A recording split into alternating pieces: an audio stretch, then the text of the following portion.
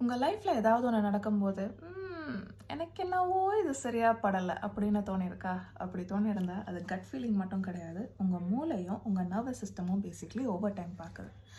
உங்கள் மூளையும் உங்கள் கட்டும் பெஸ்டீஸ் மாதிரி. இவங்க 2 பேரும் கனெக்ட் பண்ணுறதுக்கு எப்படி ஒரு ஃபோன் கால் தேவையோ, அந்த மாதிரி உங்கள் மூளையையும் உங்களோட கட்டையும் கனெக்ட் பண்ணுறதுக்கு வேகஸ் நர்வ் அப்படின்ற ஒரு விஷயம் இருக்கும்.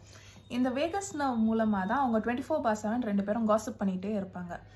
ஒரு விஷயம் நடக்குதுன்னா அதை உங்களோட மூளை ப்ராசஸ் பண்ணி இன்டர்பிரேட் பண்ணி மீனிங் எடுக்கிறதுக்குள்ள உங்களோட நர்வஸ் சிஸ்டம் என்ன பண்ணும் அப்படின்னா, சுற்றி இருக்க என்வாயன்மெண்டல் கியூஸ் வழியாக உன்னை சேஃபாக அன்சேஃபா அப்படின்னு டிசைட் பண்ணும். அதுதான் இந்த கட் ஃபீலிங் அப்படின்றது. இதே நீங்கள் ஒரு கியாட்டிக்கான என்வாயர்மெண்ட்லேயோ, அன்பிரடிக்டபிளான ஒரு ஹோம், நெக்லெக்ட்ஃபுல்லான ஒரு ஹோம், அன்சேஃபாக நீங்கள் வளரும் போது ஃபீல் பண்ணியிருக்கீங்க அப்படின்னா, உங்களோட கட் ஃபெமிலியாரிட்டியும் சேஃபையும் கன்ஃபியூஸ் பண்ணும்.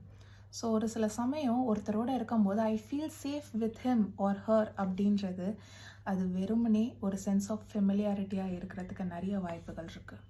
ஸோ நான் கட் ஃபீலிங் நம்பவே கூடாதா அப்படின்னு கேட்டிங்கன்னா, நாட் ரியலி. கட் ஃபீலிங்கை தாராளமாக நம்பலாம், பட் ரொம்ப முக்கியமாக அதை ஃபேக்ட் செக்கும் பண்ணுங்கள் அப்படின்னு சொல்லுவேன். என்னோடய பேர் Natasha. I am a psychologist. Follow for more.